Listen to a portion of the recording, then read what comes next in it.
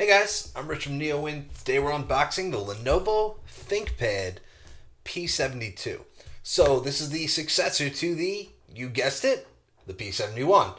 I reviewed the P71 last year. I loved it because it's just a beast.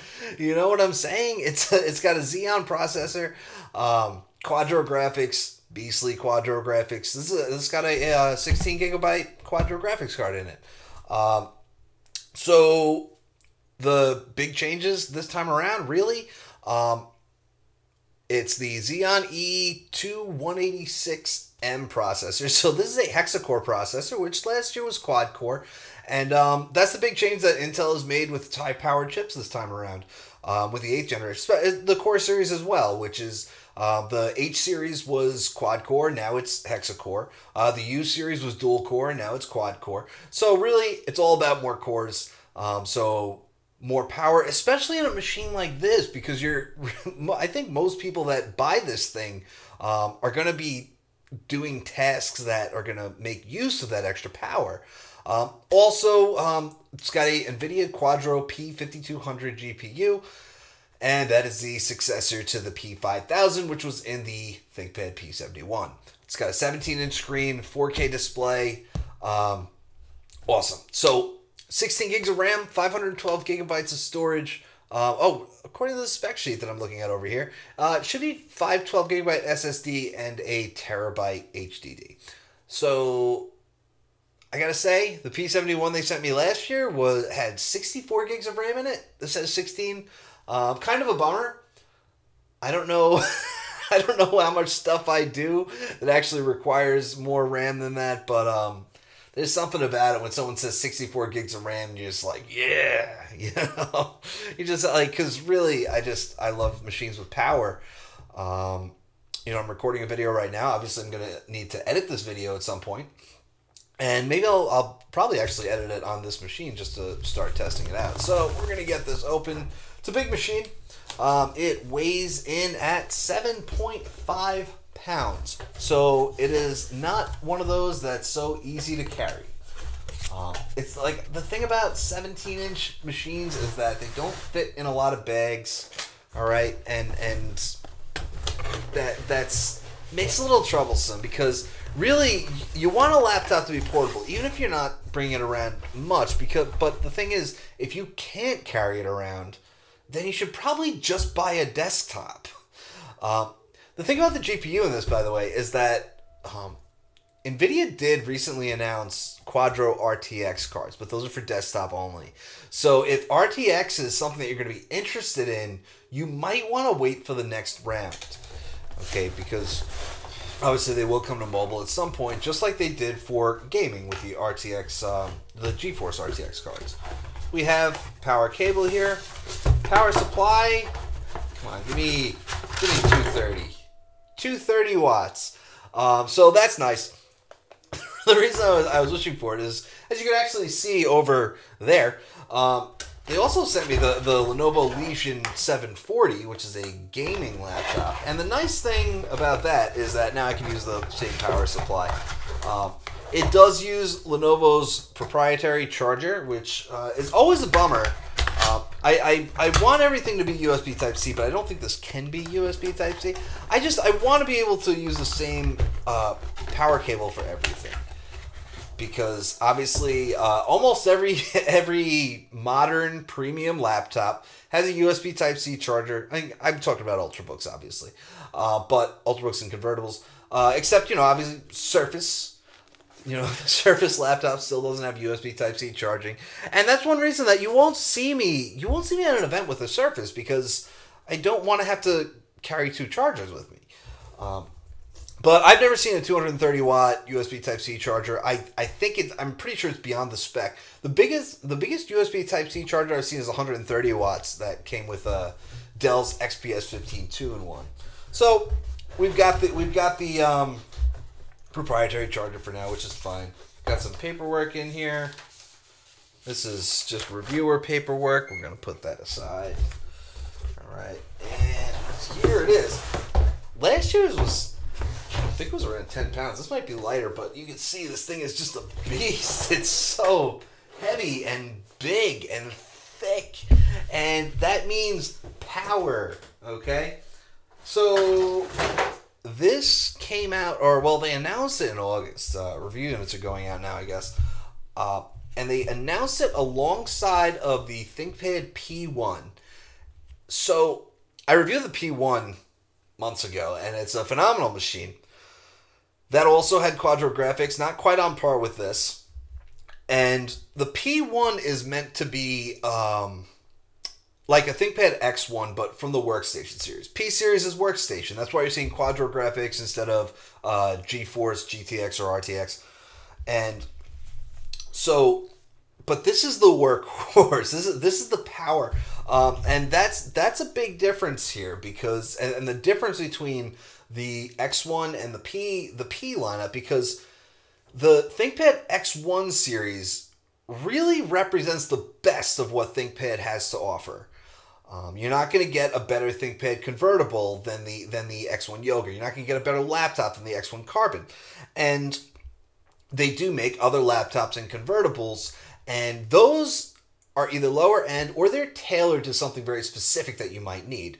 For example, some ThinkPad series are particularly rugged. I say particularly rugged because they all pass MIL STD-A10G testing, and they're meant to be very sturdy, survive extreme temperatures. All ThinkPads are, but some of them are meant to be particularly rugged. And so the thing about P1, though, is that it was meant to be a workstation class laptop in a thin and light body. It was exactly the same as the X1 Extreme, but with Quadro graphics and a Xeon instead of core processors and GeForce graphics. So the thing is, though, if you want all the power, you don't go to the P1, you go to the P72. This is certainly more powerful than the P1. Okay, and I mean, you can see it. It's heavy, it's big, and it's not heavy and big because it's cheap like some laptops. It's heavy and big because it is freaking powerful. All right, it's a Xeon processors, Quadro graphics. You can get up to 64 gigs of RAM. Over here, we've got Ethernet, SD card, 2 USB Type A ports. Those are USB 3.1 ports too. They're not 3.0. 3.1 Gen 1, I should say. Over here, we have a lonely USB Type A port. We have some more ports on the back. This was the same case with the P71 that I had last year. They had a bunch of ports on the back because there's just so many. HDMI, 2 USB Type A ports. Oh, no, I'm sorry. USB Type A and power. And then 2 Thunderbolt 3 ports.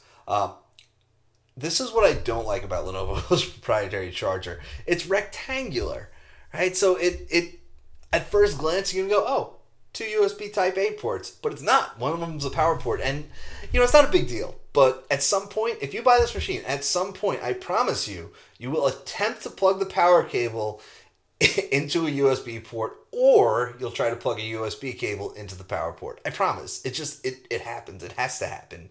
It's like the law of Lenovo's chargers. So another thing that you're going to notice here is that it uses the old ThinkPad design, or the non-premium ThinkPad design.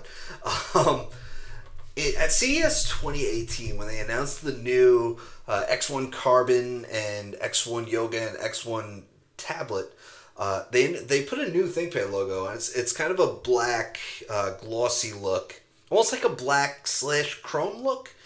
They also had black hinges. It was a darker shade of black on the finish. So those are for premium models, and again, you will see that ThinkPad logo on the P1, but they left the old logo on all the other ones, and they kept using it. So there's that. It's not a big deal, but just so you know, it is using the older branding that we've had around for a while. Okay, so ThinkPad style keyboard. This is definitely going to be one of the best keyboards around. I love ThinkPad keyboards. I think they're always some of the most comfortable to type on. Okay, the material, GFRP, PPS, and then the bottom is magnesium and aluminum. Okay, so yeah, it's not that carbon fiber feel that you get on the premium ThinkPads. Again, you have to define premium here because this is the most powerful workstation class ThinkPad, probably the most powerful ThinkPad period, because the only ThinkPads on the non-workstation side that even have dedicated graphics is really just the X1 Extreme, and it has a 1050 Ti. So this is probably the most powerful ThinkPad that you're going to get. All right, so we're powering it on. It is a backlit keyboard, even though it's not lighting up, I promise. But yeah, 4K display. Interestingly, it does not say anything on the spec sheet that they gave me about Dolby Vision, which is something that they've really been pushing on ThinkPads, especially 4K ThinkPads. And, you know, that's an HDR format, and it makes everything look prettier. So I'm not going to go deep into it because apparently this doesn't have Dolby Vision. And I will email them to confirm that, because pretty much every 4K ThinkPad that I've seen has Dolby Vision. And it's definitely something you would want on a machine like this where you might be doing a lot of video editing and stuff like that.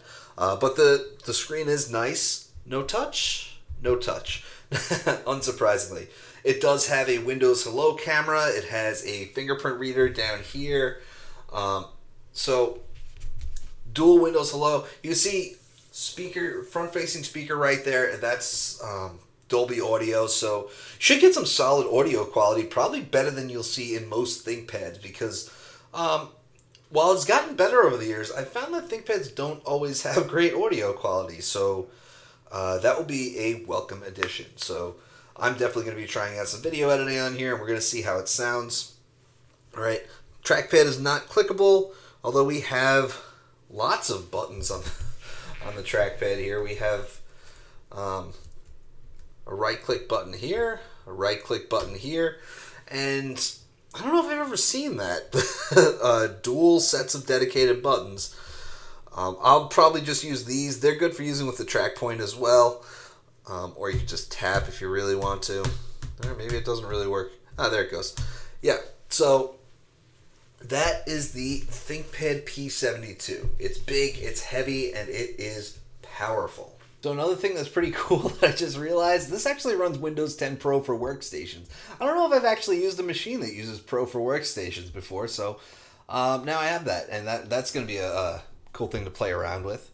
And so let's talk about pricing, because this is not a cheap machine. The P71 that I reviewed last year, the unit they sent me retailed for about $5,000. So this starts at $1,289.